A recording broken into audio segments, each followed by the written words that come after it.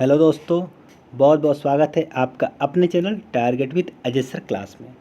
मैं प्रकाश sir CDP के अंतर्गत प्याजे कोहलवर एवं वाइगोत्स्की के सिद्धांत में पार्ट 3 को देखेंगे। आप लोग 60 क्वेश्चन को देख चुके हैं और आज आप लोग 61 to 80 तक के प्रश्नों को देखेंगे। ठीक है, 61 to 80 यानी 20 प्रश्नों को देखेंगे। सारे ही प्रश्न महत्वपूर्ण होंगे।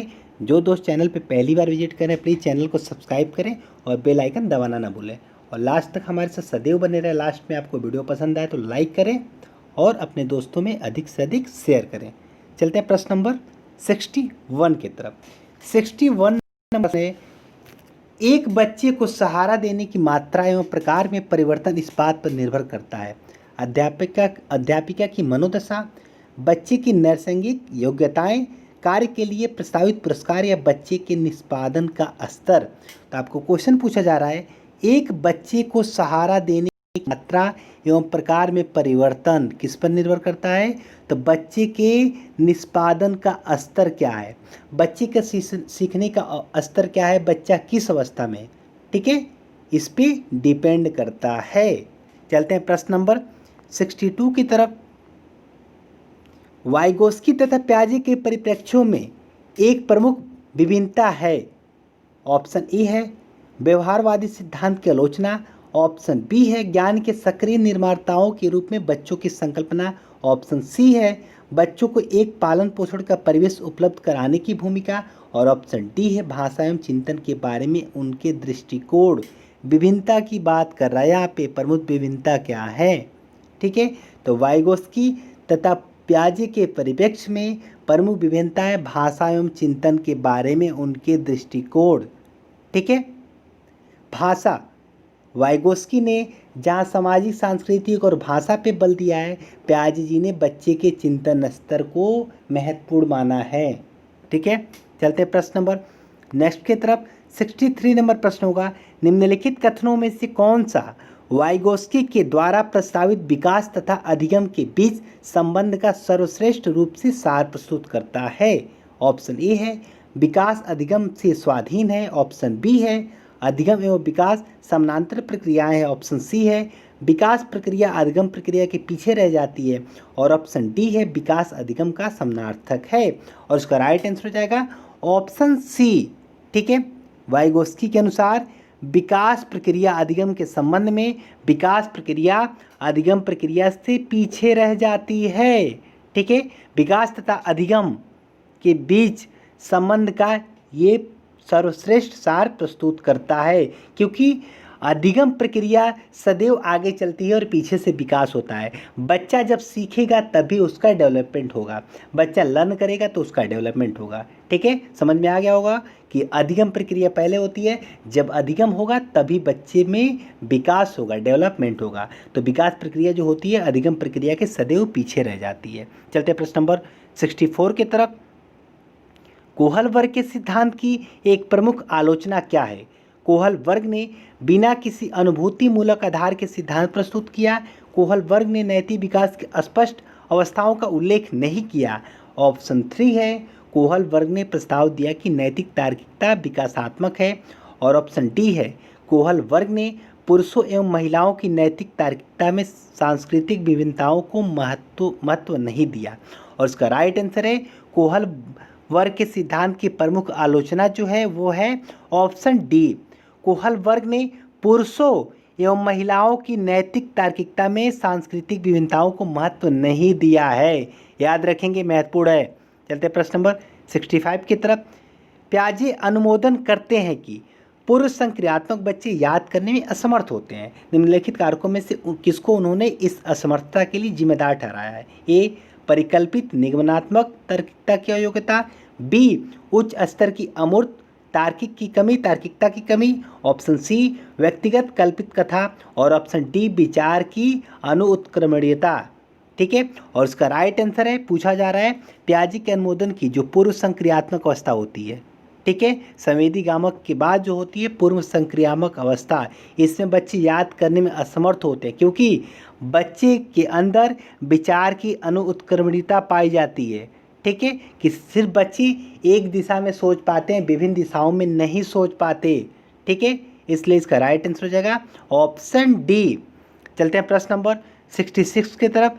जो दोस्त हमारे चैनल पर पहली बार विजिट कर रहे हैं, जो भी भाई बहन पहली बार विजिट कर रहे हैं, प्लीज़ हमारे चैनल को सब्सक्राइब करें और बेल आइकन दबाना ना भूलें। अगर वीडियो अच्छा लगे तो वीडियो को लाइक करें, अपने दोस्तों में अधिक से अधिक शेयर करें। ठीक है, और 66 नंबर प्रश्न है, वाइगोस्की के अनुसार समीपस्थ विकास का क्षेत्र है। ए, अध्यापिका के द्वारा दिए गए सहयोग की सीमा निर्धारित करना। बी, बच्ची अपने आप क्या कर सकती है जिसका आकलन नहीं किया जा सकता है। ऑप्शन सी, बच्चे के द्वारा स्वतंत्र रूप से किए जा सकने तथा सहायता के साथ करने वाले कार्य के बीच अंतर। और ऑप्शन डी है, बच्चे को अपना सामर्थ्य प्राप्त करने के लिए उपलब्ध कराए गए सहयोग की मात्रा में प्रकृति। आपको पता है जेडपीजी के बारे में मैंने आपको कई बार बताया है, जोन ऑफ प्रॉक्सिमल डेवलपमेंट जिसे बोलते हैं समीपस्थ विकास का क्षेत्र। इसमें क्या होता है, बच्चा किसी को कार्य करने में अगर असमर्थ होता है और सहयोग वयस्क के द्वारा किए जाने पर वो कार्य को पूर्ण कर लेता है तो वो क्या कहलाता है, जेडपीजी के अंतर्गत आता है, समीपस्थ विकास का क्षेत्र कहलाता है। और इसमें ऑप्शन है ऑप्शन डी, बच्चे को अपना कार्य अपना सामर्थ्य प्राप्त करने के लिए उपलब्ध कराए गए सहयोग की मात्रा एवं प्रकृति पर निर्भर करता है। चलते प्रश्न नंबर 67 की तरफ। प्याजे के सिद्धांत के अनुसार बच्चे निम्न में से किसके द्वारा सीखते हैं। सही प्रकार से ध्यान लगाकर जानकारी को याद करना, उपयुक्त पुरस्कार देने पर अपने व्यवहार में परिवर्तन करना, समाज के अधिक योग्य सदस्यों के द्वारा उपलब्ध कराए गए सहारे के आधार पर, या अनुकूलन की प्रक्रिया। और इसका राइट आंसर है ऑप्शन डी, अनुकूलन की प्रक्रिया। ठीक है, प्याजे के सिद्धांत के अनुसार बच्चे इनमें से अनुकूलन की प्रक्रिया के दौरान सीखते हैं। 4 अवस्थाएं दी है प्याजे ने, संज्ञानात्मक विकास में, बौद्धिक विकास में या ज्ञानात्मक विकास में, तीनों नाम है। ठीक है, इसमें 4 स्टेप में पहला स्टेप है संवेदी प्रेरक अवस्था, जिसमें बच्चा अपने इंद्रियों के द्वारा सीखता है। दूसरी अवस्था में, ठीक है, खेल के द्वारा बच्चा समाज में रह जाता है, स्कूल में जाता है, वहाँ पे दोस्तों से खेल के से सीखता है। ठीक है, जो तीसरी अवस्था होती है वो थोड़ी सी उसमें बच्चे तार्किकता की क्षमता उत्पन्न हो जाती है। और फोर्थ अवस्था में बच्चा अमूर्त चिंतन करने लगता है। तो अनुकूलन की प्रक्रिया इसमें राइट आंसर हो जाएगा। चलते हैं प्रश्न नंबर 68 की तरफ। प्याजे के अनुसार 2 से 7 वर्ष के बीच एक बच्चा संज्ञानात्मक विकास की किस अवस्था में है। औपचारिक संक्रियात्मक, मौत संक्रियात्मक, संवेदी गतिक या पूर्व संक्रियात्मक। यह अवस्था होती है पूर्व संक्रियात्मक अवस्था, 2 से 7 वर्ष। संवेदी गामक 0 से 2 वर्ष, जन्म से 2। मूर्त संक्रियात्मक 7 से 11, औपचारिक 12 से 17 या 16। चलते हैं प्रश्न नंबर नेक्स्ट की तरफ। जब वयस्क सहयोग से सामंजस्य कर लेते हैं तो वे बच्चे के वर्तमान स्तर के प्रदर्शन को संभावित क्षमता के स्तर के प्रदर्शन की तरफ प्रगति क्रम को सुगम बनाते, इसे कहा जाता है सहयोग देना, सहयोगी अधिगम, सहयोगात्मक अधिगम या समीपस्थ विकास। और इसका राइट आंसर बहुत लोग लगाएंगे जेडपीजी, समीपस्थ विकास, लेकिन इसका राइट आंसर हो जाएगा ऑप्शन ए। ध्यान से प्रश्न को समझेंगे। ठीक है, इसका राइट आंसर है ऑप्शन ए इज राइट। जब वयस्क सहयोग से सामंजस्य कर लेते हैं तो ये बच्चे के वर्तमान स्तर के प्रदर्शन को संभावित क्षमता के स्तर के प्रदर्शन की तरफ प्रगति क्रम को सुगम बनाते हैं, इसे सहयोग देना कहा जाता है। ठीक है, चलते हैं प्रश्न नंबर नेक्स्ट की तरफ। नवीन जानकारी को शामिल करने के लिए वर्तमान स्कीमा या उदाहरण में बदलाव की प्रक्रिया क्या कहलाती है। तो किसी भी नवीन जानकारी को पूर्व ज्ञान में नवीन जानकारी को सम्मिलित करना क्या कहलाता है, तो आत्मसातीकरण। ठीक है, पूर्व ज्ञान को नवीन ज्ञान से जोड़ना, लिंक करना आत्मसातीकरण कहलाता है, आप लोग जानते हैं। चलते हैं प्रश्न नंबर 71 की तरफ। बच्चों के बारे में निम्नलिखित कथनों में से किस कथन से वाइगोस्की सहमत होते हैं। ठीक है, देख लेते हैं। ऑप्शन ए है, बच्चे जो सीखते हैं जब उनके लिए आकर्षक पुरस्कार निर्धारित किए जाएं। बच्चों के चिंतन को तो समझा जा सकता है जब प्रयोगशाला में पशुओं पर प्रयोग किए जाएं। बच्चे जन्म से शैतान होते हैं और उन्हें दंड देकर नियंत्रित किया जाना चाहिए। और चौथा है, बच्चे समवयस्कों और वयस्कों के साथ सामाजिक अंतर क्रियाओं के माध्यम से सीखते हैं। बिल्कुल, आप लोग इसका आंसर जानते हैं, ऑप्शन डी इज राइट। सामाजिक अंतःक्रिया वाइगोस्की के सिद्धांत की महत्वपूर्ण भूमिका है। ठीक है, वाइगोस्की ने क्या कहा है, सामाजिक और सांस्कृतिक का सिद्धांत दिया है, सामाजिक और सांस्कृतिक पे बल दिया है और भाषा पे भी बल दिया है। ठीक है, जिसमें बच्चे समवयस्कों और वयस्कों के साथ सामाजिक अंतक्रिया के माध्यम से सीखते हैं। चलते प्रश्न नंबर 72 की तरफ। कोहल वर्ग के सिद्धांत के पूर्व परंपरागत स्तर के अनुसार कोई नैतिक निर्णय लेते समय एक व्यक्ति निम्नलिखित में से किस तरफ प्रवृत्त होगा? व्यक्तिगत आवश्यकताएं तथा इच्छाएं, व्यक्तिगत मूल्य, पारिवारिक अपेक्षाएं या अंतर्निहित संभावित दंड। ठीक है, आप लोग जानते हैं कि कोहल वर्ग ने नैतिक विकास की 3 अवस्थाएं दी, पूर्व परंपरागत या पूर्व रूढ़िगत, या दूसरा है परंपरागत या रूढ़िगत, तीसरा है उत्तर परंपरागत या उत्तर रूढ़िगत। ऐसे पूछा जा रहा है पूर्व परंपरागत के बारे में, तो पूर्व परंपरागत की 2 अवस्थाएं कौन कौन सी थी? इसमें बच्चा क्या होता है? स्वार्थी होता है। ठीक है, अंतर्निहित संभावित दंड एवं आज्ञा पालन के अनुसार कार्य करता है। माता पिता कहते हैं कि माता पिता जब कहते हैं कि कुछ खिलौने अपने छोटे भाई को दे दो तो नहीं देता है, जब उसे डांट फटकार पड़ती है तो डर के वजह से वो खिलौना दे देता है और स्वार्थी होता है। और दूसरी एक इसमें दिया गया है कि पुरस्कार के लिए ये खिलौना, पुरस्कार के लिए, चॉकलेट के लिए, इस सारी चीज़ों के लिए वो बात को मानता है। तो एक तो दंड के द्वारा और दूसरा पुरस्कार के द्वारा। ठीक है, तो इसका राइट आंसर है पूर्व परंपरागत स्तर के अनुसार अंतर्निहित संभावित दंड। ठीक है, चलते हैं प्रश्न नंबर 73 की तरफ। मानसिक संरचनाएं जो चिंतन के निर्माण प्रखंड हैं, इसके लिए प्याजे ने किस शब्द या पद का प्रयोग किया है? जीन, परिपक्वन प्रखंड, स्कीमा या अवधारणाएं या विकास के क्षेत्र। मानसिक संरचनाएं जो चिंतन के निर्माण प्रखंड है, इसके लिए प्याजे ने किसका प्रयोग किया है? स्कीमा का प्रयोग किया है। ठीक है, अवधारणाओं का प्रयोग किया है, जानते हैं प्याजे का दिया हुआ है स्कीमा। चलते प्रश्न नंबर 74 की तरफ। वाइगोस्की के अनुसार बच्चे स्वयं से क्यों बोलते हैं? बच्चे अपने प्रति वयस्कों का ध्यान आकर्षित करने के लिए बोलते हैं, बच्चे स्वभाव से बहुत वातूनी होते हैं, बच्चे हम केंद्रित होते हैं, या बच्चे अपने कार्य को दिशा देने के लिए बोलते हैं। तो इसका राइट आंसर हो जाएगा ऑप्शन डी। ठीक है, बच्चे अपने कार्य को दिशा देने के लिए बोलते हैं, बिल्कुल, क्योंकि बच्चे जो होते हैं, ठीक है, बच्चे अपने द्वारा किए गए कार्य को दिशा देने के लिए स्वयं से बात करते हैं और वाइगोस्की ने इस कथन की पुष्टि की है। ठीक है, आपको पता है बच्चे खुद में गुनगुनाते रहते हैं, खुद में लीन रहते हैं और कोई भी कार्य करते समय वो स्वयं से बातें करते रहते हैं। ठीक है, इसका तात्पर्य ये है कि बच्चे अपने कार्य को दिशा देने के लिए बोलते हैं, गुनगुनाते हैं। ठीक है, चलते हैं प्रश्न नंबर 75 के तरफ। अमूर्त वैज्ञानिक चिंतन के लिए क्षमता का विकास निम्नलिखित अवस्थाओं में से किसकी एक विशेषता है? मूर्त संक्रियात्मक अवस्था, औपचारिक संक्रियात्मक अवस्था, संवेदी गतिक अवस्था और पूर्व संक्रियात्मक अवस्था। अमूर्त वैज्ञानिक चिंतन, ठीक है, अमूर्त वैज्ञानिक चिंतन के क्षमता का विकास निम्नलिखित में से किस अवस्था की विशेषता है? तो ये है औपचारिक संक्रियात्मक अवस्था की विशेषता। इस अवस्था में बच्चा अमूर्त चिंतन करने लगता है और बच्चा मैच्योर हो जाता है, अपनी मानसिक क्षमता के अनुसार कार्य करता है, मानसिक क्षमता के अनुरूप कार्य करता है। चलते प्रश्न नंबर 76 की तरफ। एक बच्चा तर्क प्रस्तुत करता है कि आप यह मेरे लिए करें और मैं वह आपके लिए करूंगा। यह बच्चा कोहल वर्ग की नैतिक तर्कड़ा की किस अवस्था के अंतर्गत आएगा? ठीक है, अच्छा लड़का अच्छी लड़की अभिमुखीकरण, सामाजिक अनुबंध अभिमुखीकरण, सहायक उद्देश्य अभिमुखीकरण, दंड और आज्ञा पालन अभिमुखीकरण। ठीक है, इसमें क्या होता है, बच्चा नैतिक दुविधा या नैतिक तर्कड़ा में होता है और ये अवस्था जो है वो है तीसरी उत्तर परंपरागत अवस्था।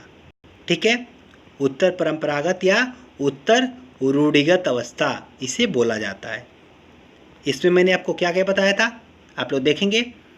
सामाजिक अनुबंध की अवस्था होती है और सार्वभौमिकता होती है। ठीक है, इसमें बच्चा ये आयु होती है 13 से 16 वर्ष।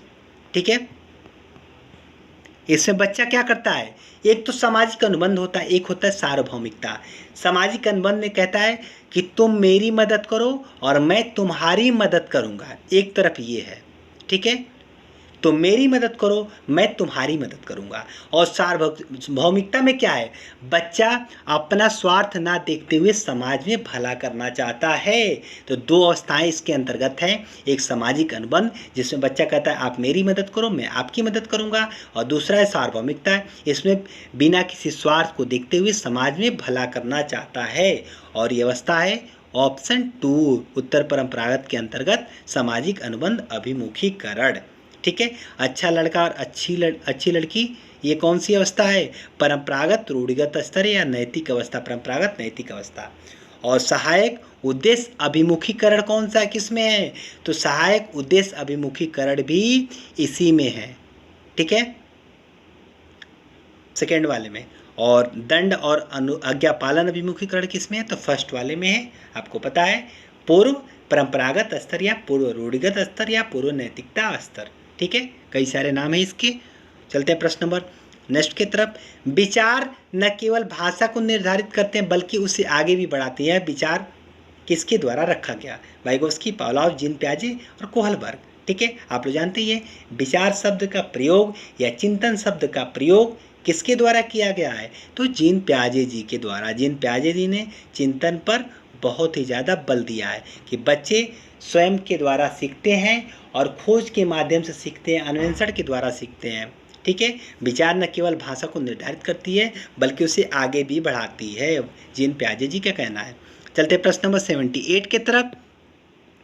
कोहलबर्ग ने प्रस्तुत किए हैं संज्ञानात्मक विकास के चरण, शारीरिक विकास के चरण, संवेगात्मक विकास के चरण या नैतिक विकास के चरण। बहुत ही प्रश्न है, इसका राइट आंसर है नैतिक विकास के चरण। कोहलबर्ग ने प्रस्तुत किए हैं नैतिक विकास के 3 चरण, पूर्व परंपरागत, परंपरागत और उत्तर परंपरागत। चलते हैं प्रश्न नंबर 79 की तरफ। निम्नलिखित में से कौन सा एक सही मिलान वाला जोड़ा है। ठीक है, देख लेते हैं। मूर्त संक्रियात्मक बच्चा संधारण एवं वर्गीकरण करने योग्य। ठीक है, औपचारिक संक्रियात्मक के बच्चा अनुकरण प्रारंभ करता है और कल्पनात्मक खेल खेलता है। और तीसरा है शैशवावस्था तर्क का अनुप्रयोग और अनुमान लगाने में सक्षम हो जाता है। और चौथा है पूर्व संक्रियात्मक अवस्था में बच्चा निगमनात्मक तर्क करता है। ठीक है, इसमें पूछा जा रहा है कौन सा एक सही मिलान वाला जोड़ा है। ठीक है, सही मिलान वाला तो देख लेते हैं। इसमें पहले देख लेते हैं पूर्व संक्रियात्मक अवस्था बच्चा। पूर्व संक्रियात्मक अवस्था में बच्चा निगमनात्मक विचार, बिल्कुल गलत है क्योंकि निगमनात्मक जो विचार है वो चौथी स्टेप है। ठीक है, औपचारिक संक्रियात्मक अवस्था में बच्चा निगमनात्मक विचार करता है या उसमें उत्पन्न हो जाता है अमूर्त चिंतन की योग्यता। और जो दिया है यहाँ पे तर्क का अनुप्रयोग और अनुमान लगाने में सक्षम, ये भी किस अवस्था में होता है, ये भी औपचारिक संक्रियात्मक अवस्था में पाया जाता है बच्चे में। ठीक है, शैशवावस्था में नहीं, ये भी गलत है, ये भी गलत है। औपचारिक संक्रियात्मक अवस्था बच्चा अनुकरण प्रारंभ और कल्पनात्मक खेल, अनुकरण प्रारंभ और कल्पनात्मक खेल किसमें होता है, तो ये होता है आपका किस अवस्था में, तो संवेदीगामक अवस्था में। ठीक है, और ये राइट आंसर है इसका। मूर्त संक्रियात्मक बच्चा, मूर्त संक्रियात्मक अवस्था में बच्चा संधारण एवं वर्गीकरण करने योग्य हो जाता है। ठीक है, वस्तुओं को देखकर वर्गीकृत कर पाता है और उनमें अंतर कर पाता है। ठीक है, चलते प्रश्न नंबर लास्ट और आज का 20 यानी 80 नंबर प्रश्न होगा। कल इसका एक और सीरीज आएगा जिसमें 20 प्रश्न होंगे। ठीक है, इसके बाद से हमारा वाइगोस्की, कोहलबर्ग और पियाजे ये सिद्धांत कंप्लीट हो जाएगा। जिन दोस्तों ने सिद्धांत के वीडियो नहीं देखे हैं, थ्योरी के वीडियो नहीं देखे, वो जाके पहले वीडियो देखें, फिर उसके बाद से आप इसके 100 प्रश्नों को सॉल्व करेंगे। ठीक है, निम्नलिखित में से कौन सा एक आधारभूत सहायता का उदाहरण है, अनुबोधन और संकेत देना तथा नाजुक स्थितियों पर प्रश्न पूछना, शिक्षार्थियों को प्रेरित करने वाले भाषण देना, प्रश्न पूछने को बढ़ावा दिए बिना स्पष्टीकरण देना, मूर्त और अमूर्त दोनों प्रकार के उपहार देना। इसमें क्या पूछा जा रहा है, निम्नलिखित में से कौन सा एक आधारभूत सहायता का उदाहरण है, अनुबोधन और संकेत देना तथा नाजुक स्थितियों पर प्रश्न पूछना। पहले ये देख लेते हैं, मूर्त और अमूर्त दोनों प्रकार के प्रश्नों पर उपहार देना गलत है, प्रश्न पूछने के लिए बढ़ावा दिए बिना स्पष्टीकरण करना है। जबकि आपको पता है कि आपको क्या करना है, बच्चों में प्रश्न पूछने की क्षमता का विकास करना है कि वो अधिक से अधिक प्रश्न पूछे, प्रश्न पूछने के लिए उत्सुक हो। ठीक है, शिक्षार्थियों को प्रेरित करने वाला भाषण देना बिल्कुल भी नहीं। भाषण देने से किसी भी प्रकार का अधिगम नहीं होता है और ये अच्छा नहीं माना जाता है। और पहला है अनुबोधन और संकेत देना तथा नाजुक स्थितियों पर बच्चा प्रश्न पूछ सके। ठीक है, अनुबोधन और संकेत देंगे आप ताकि बच्चा किसी भी स्थितियों में बिना डरे बिना भय के आपसे प्रश्न पूछ सकता है। अगर बच्चा बिना भय के प्रश्न पूछता है तो समझ लिए बच्चे का जो क्षमता का विकास होगा वो अच्छे प्रकार से होगा, उसका अधिगम अच्छे प्रकार से होगा। ठीक है, तो आपको वीडियो कैसा लगा कमेंट बॉक्स में बताएंगे और आपके कितने प्रश्न सही हुए ये भी आप बताएंगे। अगर वीडियो अच्छा लगा हो तो लाइक करेंगे, दोस्तों में अधिक से अधिक शेयर करेंगे। ठीक है, और अपना और अपनों का ख्याल रखें। Thank you for watching, thank you so much. मिलते हैं इसके 5वें क्लास में। ठीक है, इसका पाँचवा पार्ट होगा जिसमें भी लगभग 20 प्रश्न होंगे। इसके बाद से हमारा ये खत्म हो जाएगा। Thank you for watching, thank you so much. Have a good day and good luck.